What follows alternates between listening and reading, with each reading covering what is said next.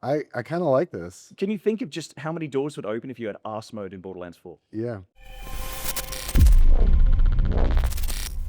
Hello friends, Ash here from WellPlayed, and at PAX Australia 2025, I had the distinct pleasure of sitting down with Randy Pitchford, the CEO of Gearbox Software, and Sam Winkler, the lead narrative director of Borderlands 4. As part of my chat with them, I managed to sneak into the room dressed like a gorilla, but I also got to talk about the bounty packs that are upcoming for the game, including new events, and the possibility of localizing the game to be just a little bit more Australian. So join me for a quick sit down with Randy Pitchford and Sam Winkler. Oh, and Randy dropped the C-bomb. Hi everybody, it's Ash here from WellPlayed, dressed like a legally distinct gorilla. Today, I'm joined with Randy Pitchford, who needs no introduction but I've done one anyway, and Sam Winkler, no relation to Henry, unless... Okay. Hey. So, it's PAX Australia, and we've got big Borderlands news, and I'm here to pick your brain just a little bit about, obviously, the post-launch of Borderlands 4 and the future of Borderlands 4. Yes. So, first off, just as a generic question, you've mentioned that the bounty packs are coming. You also described them as bite-sized. Now, here in Australia, something that's bite-sized is like that big. It's like fun size. Oh, I see. Yeah. How much content can someone expect from a bounty pack when it comes to like minutes, hours, days? Yeah. Well, look, Borderlands 4 is launched. It's here. It's freaking awesome. People are having a blast. The consensus seems to be what we felt was that it's the best Borderlands game we've made. So that's super, super exciting. And one of the coolest things about that is there's a lot of people playing. So all of our energy that goes into post-launch and putting more content and giving more things to people and more people that are playing the game, it's effort that's going to go to good purpose. It's going to, creating joy and happiness is why we exist. So the fact that there's so many people loving and playing Borderlands is awesome. And we have so much stuff coming, big stuff coming. And it's kind of hard to, we always want to set expectations correctly. So like some of the things we do post-launch are massive, massive campaigns, like hours and hours and hours and hours of gameplay. Some of our DLCs give more campaign gameplay to players than what entire games do from other, Really? like, like, if you think about like that 6 to 8 hour, like, bite-sized campaign game that you might get, which is awesome, and sometimes those are priced fairly for that gameplay, and I love that kind of stuff. We've had DLCs that are bigger than that, so it's hard to use language to help kind of give people a fair set of expectations. With bounty packs, they're cool. There's a lot of fun gameplay there, but compared to what these massive game-sized DLCs, that's where the word bite-sized might be helpful. But look, I mean, some of the cool things about bounty packs are that there's kind of gameplay that you can keep grinding on. Like if you're really into the loot chase and really into min-maxing, for those kinds of players, there can be hours and hours and hours, hours. But for people that just want to kind of get in there and burn through the content, a few hours, you're gonna get a pretty decent experience from that. A sumptuous caramel is bite-sized, but you can chew on it for a long time if you want, or just pop one in. That's Sam's better than me. I'm hungry. Is what I am. The words. I'm hungrier. And you just made me want to take a bite, so I'm gonna. So we're looking at bounty packs being a sumptuous caramel as opposed to like, the armory of General Knox of days past. Sure. This is their It's sort a of pack with bounty.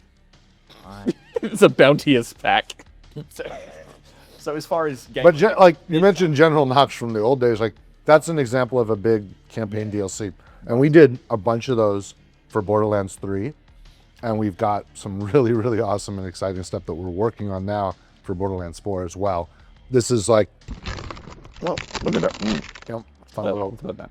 so it's okay, a fun snack. about that much. It's about that. If you were to sort of Give or take. wad it up. Yeah, that's fair enough. Okay. Well, in that case, I mean, now the big thing about this bounty pack, as you mentioned, that it's going to be centered around Rush. He's feeling homesick. Obviously, there's a lot of really cool new characters in Borderlands 4, and each one of the faction leaders are really cool people to hang out with. Thank you. Are we going to see like a bounty pack to like sort of aimed at each one of those faction leaders? Something like a little side story for like Levain. We'll be able to hang out and do more stuff with them. Levain's really awesome, and I really respect if you haven't played Borderlands 4 yet, or if you haven't gotten to the part where the Levain character's introduced, like jump in, it's awesome. You will probably love it. Yes. I think Levain is great. I adore, and what's cool about it is I wasn't in some, like a lot of the stuff I was there when we're like crafting the storylines and stuff. So some of the Levain stuff, I got to be surprised by the creativity of the team. So in some of that stuff, I got to feel like a customer too, which was really freaking cool. So if you haven't played Borderlands 4 yet, definitely get it and look for that part. And if you have, keep going, because that part's awesome. So yes, the desire to spend more time with Levain, I understand it and I relate to it and I respect it. And I will say this, even though this pack is focusing on Rush and some things that are going on in the world of Kairos around Mercenary Day, this doesn't include Levain, but I will say that we probably have not seen the last of Levain. So for anybody that wants more, and I know why, because it's awesome. Yeah. There's yes, we will scratch. We have to scratch the itch because we itch too. We itch too.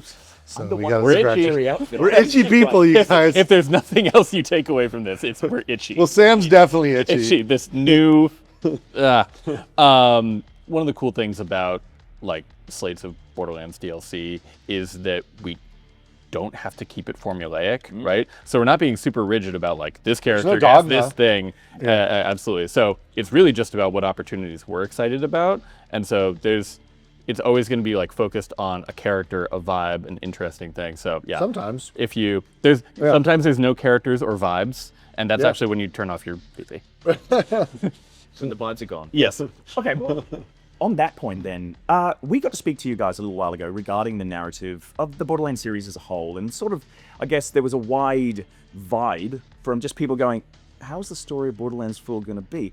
Now that the game is out, people have played it, people are commenting on the story, and there's a lot of positivity there. How does the team feel? Do you feel like you've met the brief? Did you hit the target? I mean, we set that target in a room with a few people 6 years ago. And I do think we hit the target, right? I mean, there's always the amount of stuff you can do in a video game compared to the amount of stuff you want to do in a video game is always going to be, there's always going to be a delta there. Yeah. But that forced us to ask a lot of hard questions. What do we want this story to be? How do we want to tell it? And do I think we can do more? Yes, but absolutely. I'm super happy, and just the response from everyone has been so awesome, so gratifying, and yeah. It is pretty cool, right? Because when you launch Borderlands 3 and living through all of that, like, it's awesome to feel so many people engaged and loving the game, and some people being so passionate about it that when there is criticisms, there's as much passion in the criticism and we usually don't criticize things we don't care about, right? Sure. So it's like that. It hits really hard, You've been on the internet. Sometimes people just like to criticize whatever they can get their hands on. Yeah, but I'm not spending a lot of time on the tree branch forums because I don't even know what species of tree that is. I'm looking it up. I don't. I mean, it's beautiful, but I don't. It might be Australia. It certainly is. A beautiful Australian. Yeah. But there's probably someone who really freaking cares and has opinions about that and is on some Reddit forum. But that's not and like. I love that. Imagine a tree. Forgive the tangent. The point is that we always tend to profit from feedback. We tend to profit from criticism because people tend to care a lot about. Like, we seem to make things. We're just doing goofy stuff and people seem to dig it and they care a lot. So we never are in short supply of feedback. And I feel like with this game, I don't know. Like, some of it's the intent that we set out. That, like, Sam and I were in the room together with a few other people when we kind of made the plan, and some of it is intent for storyline and like strategy for story development, but some of it's also process too. Like some of the things that I think were fair criticisms of the game weren't because like writers were sucking. It was because of the way we made games. We give a lot of autonomy to creativity, and sometimes when you have someone over here doing a thing that kind of messes with the same thing that somebody over here is doing, and they're stacked on top of each other, and oh god, there's now too many poop jokes in a row, and we didn't even and it's like, so process kind of helped us navigate that. So now we have a very strict poop jokes per minute limit that we very rigidly not. So ppm. But there's things like that where, you know, the technology is there, the ability is there, but you have to make a call early. Like a great example would be Vault Hunters in cutscenes. Yes. Right? Very early, we said, this is something that we have wanted to do previously and just didn't. We spent those resources on other things. Now we're going to spend those resources and make sure that we've got this tech and we're executing it well. And like our cinematics team just knocked it out of the park. And that actually goes back even before Borderlands 3, because we launched with Borderlands 3. I set the target. Hey, we're going to do all of our story cutscenes rendered in real time. But I made that goal. And I didn't simultaneously say, oh, also we have to put our Vault Hunters in it, because I wasn't sure if we could succeed. Because when we make a story scene, a video, rendering it in real time necessarily blocks us from post-process editing, right? You can't do it the same way you make a movie. You have to render it in real time.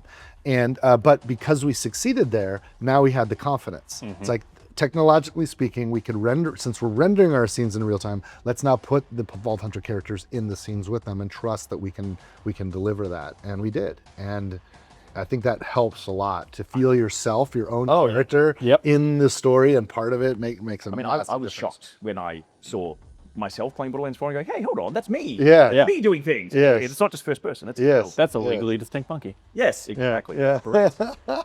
Well, I mean, in that case, speaking of Vault Hunters and speaking of future Vault Hunters, you've announced that the next DLC Vault Hunter will be the robotic casino card dealer, Cash. That's right. Yeah. Cash. Now, I could ask 100 questions here, but there's one that I think is on basically everyone's lips. Let's do it. I'm just going to put it out there. Why on earth is the S in his name not a $sign? I know, right? Well, You know what's funny is this is an internal debate, and I'm in the it should be a $sign camp, and I'm firmly on that. And some people think, it's going a little too far. But you know, passwords require a capital, a number, a special character. Okay. But here's I His even name is a legal password. I even did a Twitter poll, and it was pretty even. It was pretty even. And it was like a statistically relevant volume of people.